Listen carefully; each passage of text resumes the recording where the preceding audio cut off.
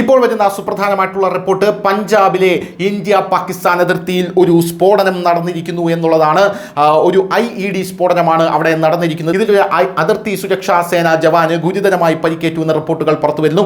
സംസ്ഥാനത്തെ ഗുരുദാസ്പൂർ ജില്ലയിലെ ദുറാംഗ്ല ഗ്രാമത്തിന് സമീപമാണ് ഈ സംഭവം ഉണ്ടായത് എന്നുള്ളതാണ് നമുക്ക് മനസ്സിലാക്കാൻ സാധിക്കുന്നത്.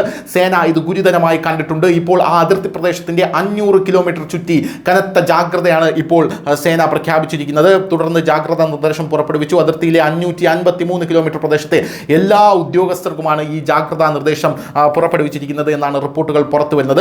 സ്ഫോടന സ്ഥലത്തിന് ചുറ്റും കൃഷി അടക്കം നിരോധിച്ചിട്ടുണ്ട് എന്നാണ് മനസ്സിലാക്കാൻ സാധിക്കുന്നത്. ഭീകരമായ സ്ഫോടനം നടന്ന പ്രദേശത്തിന് ചുറ്റും കൃഷിയും കാർഷിക വൃത്തിയും സമ്പൂർണ്ണമായി നിരോധിച്ചിട്ടുണ്ട്. സംഭവത്തിൽ സാങ്കേതിക ഫോറൻസിക് അന്വേഷണം നടത്തുമെന്നും അതിനുശേഷം ഈ വിഷയം ഉന്നയിച്ച് പാകിസ്ഥാൻ റേഞ്ചേഴ്സ് പ്രതിഷേധ കത്ത് കൈമാറുമെന്നും BSF വൃത്തങ്ങൾ നിലവിൽ അറിയിച്ചിരിക്കുകയാണ്. അങ്ങോട്ടേക്ക് ജനങ്ങളെ കടത്തിവിടുന്നില്ല, കർഷകർ ജാഗ്രത പാലിക്കണം, സൈനികർ ജാഗ്രത പാലിക്കണം എന്ന കൃത്യമായിട്ടുള്ള നിർദ്ദേശമാണ് ഇപ്പോൾ സേന നൽകിയിരിക്കുന്നത്. പെട്രോളിങ്ങിനിടെയാണ് സംഭവം നടന്നത്. ഇപ്പോൾ 2 IEDകൾ അവിടെ നിന്നും കണ്ടെത്തിയിട്ടുണ്ട് ആ മേഖലയിൽ നിന്നുമെന്നും റിപ്പോർട്ടുകൾ പുറത്തു വരുന്നു.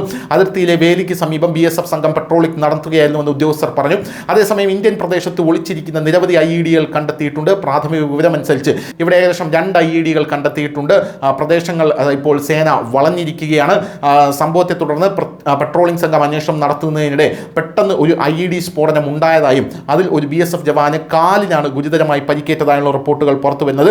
ഗുരുദാസ്പൂരിലെ അതിർത്തിക്ക് സമീപം മുമ്പും ഡ്രോൺ ആക്രമണങ്ങൾ നടന്നിട്ടുണ്ടെന്ന് പഞ്ചാബ് ആസ്ഥാനമായുള്ള ഒരു മുതിർന്ന BSF ഉദ്യോഗസ്ഥൻ പറഞ്ഞു. ഈ ഡ്രോൺ വഴി പാകിസ്ഥാനിൽ നിന്ന് നിയമവിരുദ്ധമായിട്ടുള്ള മയക്കുമരുന്ന് നമ്മുടെ രാജ്യത്തേക്ക് കടത്തുകയാണ് ഇവർ ചെയ്യുന്നത്. ഗുരുദാസ്പൂരിൻ്റെ അതിർത്തിക്ക് സമീപം ഇതാദ്യമായാണ് ഒരു IED സ്ഫോടനം ഉണ്ടായിരിക്കുന്നത്. ആ മേഖലയിൽ ഇങ്ങനെ IED സ്ഫോടനം ഉണ്ടാകാത്തതാണ് എന്നും ഇപ്പോൾ ഇവർ പറയുന്നുണ്ട്. അന്താരാഷ്ട്ര അതിർത്തിയിലെ 2289 കിലോമീറ്റർ വിസ്തൃതിയിലുള്ള പഞ്ചാബ് അതിർത്തിയിൽ ഇതിനു മുമ്പ് എവിടെയും ഇത്തരമൊരു സ്ഫോടനം നടന്നിട്ടില്ല എന്നുള്ളതാണ് ഈ സ്ഫോടനത്തിൻ്റെ ഗുരുതരാവസ്ഥ വർദ്ധിപ്പിക്കുന്നത്. News desk, news India Malayalam.